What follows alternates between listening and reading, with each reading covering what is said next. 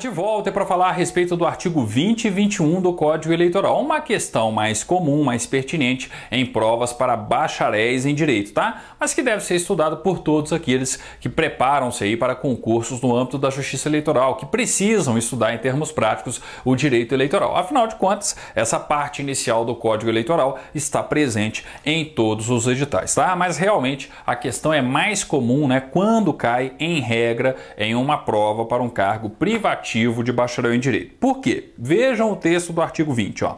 Perante o Tribunal Superior, qualquer interessado poderá arguir a suspeição ou impedimento dos seus membros, do Procurador-Geral ou de funcionários de sua secretaria, nos casos previstos na Lei Processual Civil ou Penal e por motivo de parcialidade partidária, mediante o processo previsto em regimento, no caso, o regimento interno do TSE. O importante aqui é perceber o seguinte, ó, um ministro do TSE, do TSE, o Procurador-Geral da República ou até mesmo um servidor da Secretaria do TSE pode ser considerado impedido ou suspeito, seja nos motivos já arrolados no Código de Processo Civil e no Código de Processo Penal, mas também, essa é a questão, ó, por motivo de parcialidade partidária. Então, atenção, ó, uma questão referente à parcialidade partidária, a comprovação que um ministro do TSE, que o Procurador-Geral da República ou que um servidor da Secretaria do Tribunal, tá, se mostra parcial com relação a um determinado partido político, ele tem parcialidade partidária, sempre se manifesta de forma favorável, por exemplo, endossando, reforçando, tá? Sempre se manifesta publicamente, tá? Peraí, se eu tenho uma situação dessa, onde o ministro fulano de tal se mostra totalmente favorável, parcial a tudo que é dito, que é colocado por um determinado candidato, por um determinado partido político, isso pode ensejar, tá, uma exceção de suspeição, uma exceção de impedimento, dependendo do caso? Pode. E aí, naturalmente, eu tenho que lembrar dessa parte final do artigo 20, tá? Essa que é a questão importante. Se o examinador for cobrar, provavelmente vai ser isso, tá? Então, além dos casos previstos no CPC, no Código de Processo Civil, e no CPP, no Código de Processo Penal, é importante perceber que uma parcialidade partidária também pode ensejar a arguição da respectiva suspeição ou do respectivo impedimento, tá? Então, ó, perante o Tribunal Superior, qualquer interessado poderá arguir a suspeição ou impedimento dos seus membros, do Procurador-Geral ou de funcionários de sua secretaria, nos casos previstos na Lei Processual Civil ou Penal e por motivo de parcialidade partidária, podem grifar, mediante o processo previsto em regimento, tá? Outra questão que o bacharel em direito deve tomar cuidado é o parágrafo único. Vejam a regra do parágrafo único, ó. Será ilegítima a suspeição quando o recipiente, o autor da exceção de suspeição, a provocar ou depois de manifestada a causa, praticar ato que importe a aceitação do arguido. É uma questão lógica. Por que é uma questão lógica? Imagina aqui, por exemplo, ó, o TSE vai julgar um processo, uma ação de competência originária do TSE, tá? Então vamos supor, eu tenho o início aqui da tramitação da ação X. E a ação X é um processo de competência originária do TSE. Eu vou ter toda a tramitação, né, lá no TSE, até que o TSE profira o respectivo acórdão. Agora imagine o seguinte, gente, no curso da tramitação aqui, ó, eu não vou ter a definição, por exemplo, de quem é o ministro relator.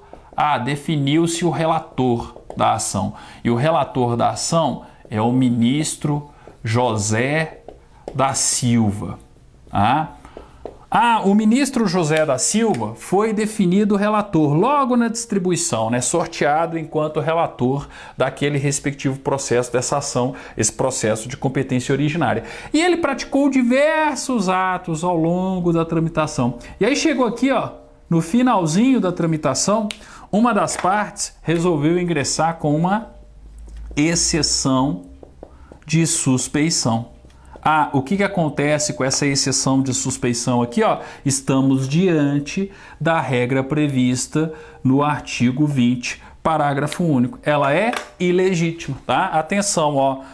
será ilegítima a suspeição quando o recipiente, o autor da exceção de suspeição, a provocar ou, depois de manifestada a causa, praticar ato que importe a aceitação do arguido. Ao longo da tramitação do processo, diversas vezes o relator atuou no respectivo processo e em nenhum momento a parte ingressou com a exceção de suspeição. Se ela faz isso aqui, ó, já no final do procedimento, peraí, essa exceção de suspeição, ela é ilegítima, porque ele já praticou diversos atos e em nenhum momento ela tinha se manifestado, ou seja, ela tinha concordado com a definição dele enquanto relator, não o considera em hipótese alguma, tá, suspeito, ou seja, ele pode sim atuar naquele respectivo processo. Por isso, a ilegitimidade, tá, da arguição de suspeição, ok? Ó, então atenção, ó. Será ilegítima a suspeição quando o recipiente a provocar ou, depois de manifestada a causa,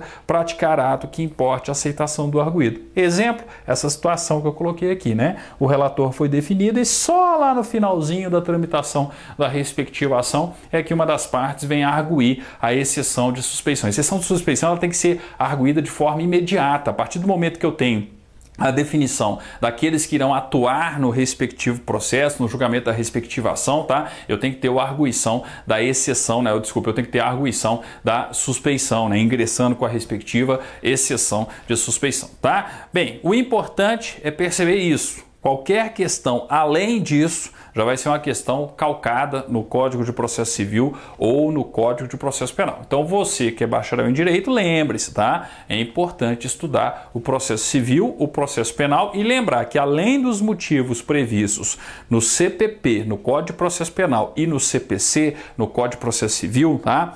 O que pode motivar também é uma questão de parcialidade partidária. Artigo 21, só para a gente finalizar o presente vídeo, ó. Os tribunais e juízes inferiores devem dar imediato cumprimento às decisões, mandados, instruções e outros atos emanados do Tribunal Superior Eleitoral. Claro, óbvio, tá? Manda quem pode e obedece quem tem juízo. Se eu tenho um ato, né, uma instrução, uma decisão do TSE, os demais, né, todos os TREs, os membros da Justiça Eleitoral, os juízes eleitorais, toda a estrutura da Justiça Eleitoral tem que cumprir, tem que seguir a determinação que foi proferida ali pelo Tribunal Superior Eleitoral, ok? Então não se esqueçam também da regra do artigo 21, se bem que é uma regra óbvia, tá? Se o examinador for cobrar alguma coisa aqui, tende a ser o artigo 20 e, sobretudo, a questão da parcialidade partidária. É sim motivo para a suspeição ou impedimento de um ministro do TSE, do Procurador-Geral da República ou até mesmo de um servidor da Secretaria do Tribunal, ok? Bem, no nosso próximo vídeo vamos falar da competência do TSE. Uma questão fundamental. Não dá para estudar direito eleitoral sem percorrer a competência do TSE, dos TREs, dos juízes eleitorais e das juntas eleitorais. São as questões mais recorrentes, tá? Envolvendo essa parte inicial do Código Eleitoral, ok? Então, muita atenção à próxima aula, porque a gente já inicia o estudo da competência do TSE, o artigo 22 do Código Eleitoral, ok? Obrigado, até o nosso próximo encontro, então, falando de competência do Tribunal Superior Eleitoral.